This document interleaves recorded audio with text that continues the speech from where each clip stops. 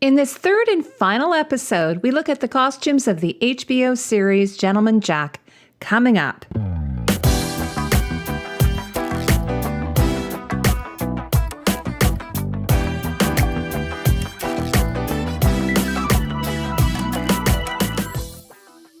Welcome back to Costume Co. I do almost weekly videos analyzing television shows and movies from a costume perspective.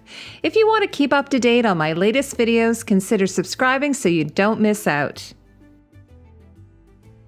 This is the third part of a three-part series on the costumes of the BBC HBO series Gentleman Jack, based upon my interview with series costume designer Tom Pye. In this episode, we take a closer look at the costumes of Ann Lister's love interest, Ann Walker, along with some of the other supporting characters. Warning, there are spoilers for all 8 episodes of Season 1. Here is costume designer Tom Pye's design of Ann Walker's carriage dress. The description says that it's made from a blue floral silk with a matching pelerine.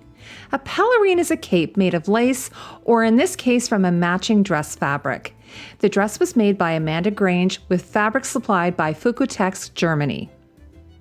Tom says that in contrast to Ann Lister's more masculine looks, he said, "I ended up choosing particularly feminine and frothy looks for the women around her, fully embracing the more eccentric fashions of the 1830s with the huge gigot sleeves, bell-shaped skirts, large bonnets, and hats." The pelerine would often be tucked into the belt like we see here. Actor Sophie Rundle says, "The dresses are amazing, the fabrics are beautiful, and a lot of these were made for me, so they're real pieces of storytelling, and they have a real impact on who you are." These 2 French fashion plates, the one on the left is from 1832 and the one on the right is from 1833. They illustrate the exaggerated silhouette of the fitted bodice and bell skirt and gigot sleeves. The blue dress on the right has an oversized pelerine, just like Anne's. Tom said in an interview with Radio Times that he made actor Sophie Rundle wear 3 petticoats at once. He said to really get that fabulous shape, you need a lot of fabric underneath to hold it out. It's all in proportion. If the skirt's not big, it doesn't make sense of the huge sleeves and the hat. And then to change up the look that we see here, Anne is wearing a whitework embroidered pelerine or fichu. Here's 2 examples of pelerine fichus from the Central Museum in the Netherlands. The collar on the left dates between 1825 to 1875. It's made from embroidered cambric or batiste, a lightweight, closely woven white linen or cotton fabric. And the embroidered tulle collar on the right dates between 1830 to 1835. The bodice at the back features princess seams with piping and a center back closure fastened with hooks and eyes. Both the gigot sleeves have full gathers, while the bell-shaped skirt is fully pleated except at the center front. A proper foundation garment was required to support this particular silhouette. Women in the early 1830s would wear underpinnings similar to this style of corset, petticoat, and sleeve supporters, and these are all from the FIDM Museum. As I mentioned in the first video, the sleeve supports might be made up of cane, or in this case, cotton stuffed with down. And second costume is this silk floral dress, again made by Amanda Grange. According to Tom's Instagram account, this design was influenced by fashion plates of the period and this French painting of Madame Jacques-Louis Leblanc from 1823. This sumptuous pink silk fabric was supplied by Hopkins Fabrics. On the right, you can see that the gigot sleeves are smocked and sewn into the drop shoulders with the addition of piping in the seam. The center front bodice features full gathers under a narrow band.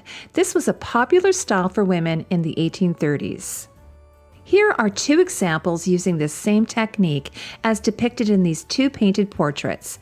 On the left is an 1830 oil on canvas of Henriette Gleichmann von Oven, and on the right is an 1831 painting of Marchesa Mariana Florenzi.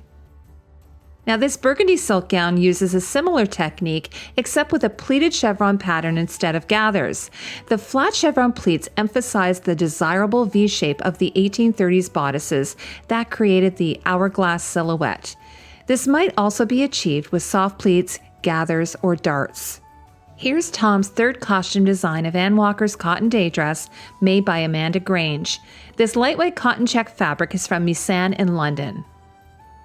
The gigot sleeves are cut on the bias and, like Anne's other pink dress, are smocked at the top. This bodice features a yoke at the front and back, and the bodice is gathered at the top and seamed into the yoke. The back seams and yoke feature this contrasting pink piping. The gathers at the center front waist create the illusion of an even tinier waist. Another popular version of fabric manipulation in this era was full gathers into the neckline and the waistline, with optimum fullness at the center front, as we see in this soft, rosy mauve silk gown. Women's dresses at this time were ankle length, so you could actually see the shoes. The Victoria and Albert Museum states that, as skirts increased in width and shortened in length, attention became focused on the foot and ankle.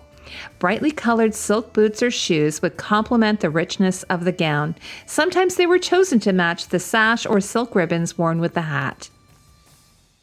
Tom tells me that Ann Walker's shoes were always quite impractical. She mainly wore very delicate ballet pumps made from silk, or, if she was outside, leather. Here are a few examples of flat-heeled boots from the V&A, both from between the 1830s to 1840s. The side-lace boot on the left is made from a corded silk upper, while the boots on the right are made from watered silk uppers. Both have leather soles and are thought to possibly be made in France or Great Britain. These mint-condition canary yellow silk satin slippers date between 1830 to 35. The V&A says that, due to their fragility, silk slippers were usually reserved for indoor wear, evening dress, or special occasions. Looking at these examples, it is not difficult to see why. Although the toes are lined with linen and the back of the upper with kid, they were clearly not made to last. This otherwise simple pink dress features these short poof sleeves with a white sheer overlay, a very popular design detail in the 1830s for women's fashion, and tops the dress with this fringed cream silk piano shawl. I discovered many painted portraits featuring this style of sleeve, like on this great beauty Countess Julie von Voyna from 1832 by Austrian painter Friedrich von Amerling. Then on the right is an 1832 cream satin evening gown from Russia with detachable lightweight tulle oversleeves from the museum at Fit.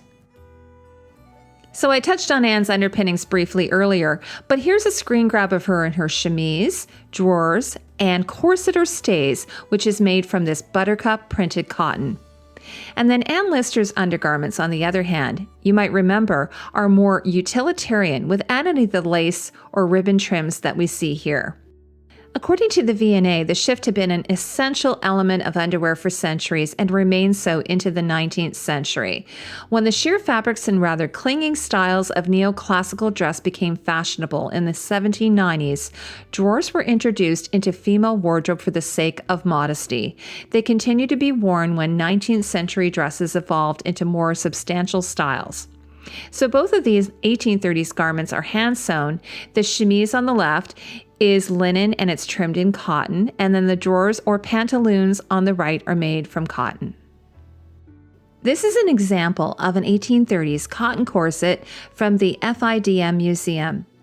Cording was favored over boning in the earlier part of the 19th century. What was particular to this time was the bone or wooden busk that slid into the center front pocket of the corset. This cotton sateen American corset from about 1830 from the Museum of Fine Arts in Boston is a very similar style to Ann Walker's. It's rare that the busk, which is pictured on the right, is still with the corset. And as a side note, engraved wooden busks were popular gifts from men to their sweethearts, since the busk would have been worn close to the body, which makes me ponder if Anne Lister ever gave one to Anne. This is one of my favorite costumes, a more casual at-home look, her wearing this midi blouse with the square knot necktie and full skirt. Tom says that he doesn't know if the shawl is a real tartan or not because it's a vintage piece that he picked up from a fair, but he just loved the colors. And finally for Anne, here's Tom Pye's design of her wedding dress made by Amanda Brennan. According to the Bankfield Museum exhibit, the dress design was based upon a fashion plate in the New York Public Library. This silver silk, which looks slightly mauve during the interior shots, is by Gainsborough Silk Weaving Company, and the velvet was supplied by Denholm Velvets. I'm not sure if this is the correct colorway, but here's the dress fabric from Gainsborough. This color is labeled French Gray Parchment. The coat dress is fastened at the front with silver buttons and topped with a contrasting pelisse collar. The velvet edging of the pelisse is ruched to give it this additional bit of texture. This style of straw bonnet was often referred to as a leghorn bonnet because the straw derived from Livorno, Italian for leghorn. Here's an example of a slightly earlier bonnet from the Los Angeles County Museum of Art, thought to be English or Italian, made from leghorn straw and silk ribbons.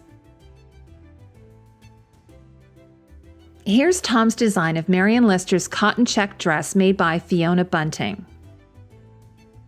Tom was inspired by this British silk dress, circa 1830, from the Costume Institute at the Met. This picture from Tom's Instagram shows the completed dress, topped with a pelerine fichu. And then on actor Gemma Whalen. The cotton check fabric was purchased at a shop on Goldhawk Road in London. Here's Tom's design of Eliza Priestley's carriage dress in pelerine made by Amanda George. The dark rose silk was supplied by Gainsborough Silk Weaving Company, the same fabric used in Anne's wedding gown but in a different color, and then the contrasting color looks to be John Sloane's crepe, also from Gainsborough.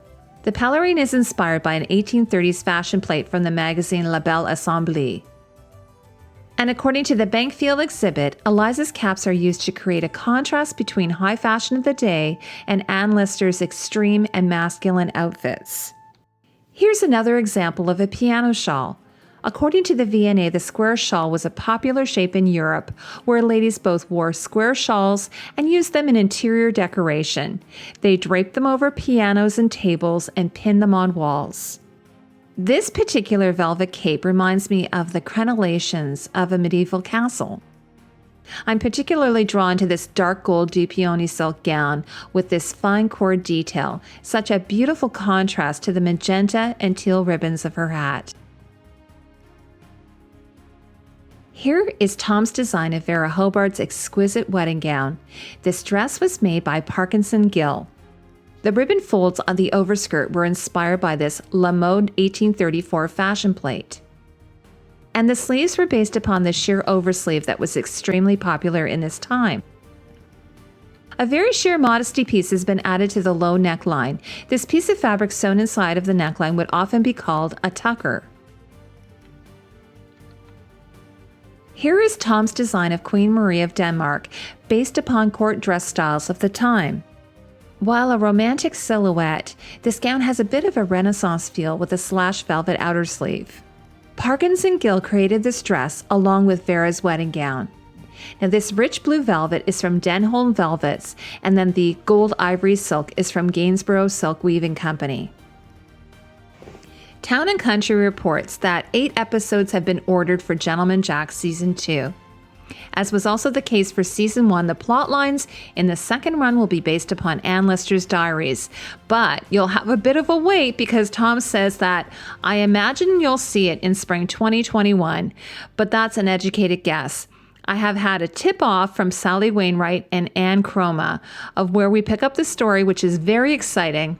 I'm not saying any more than this, but it is particularly exciting for my department.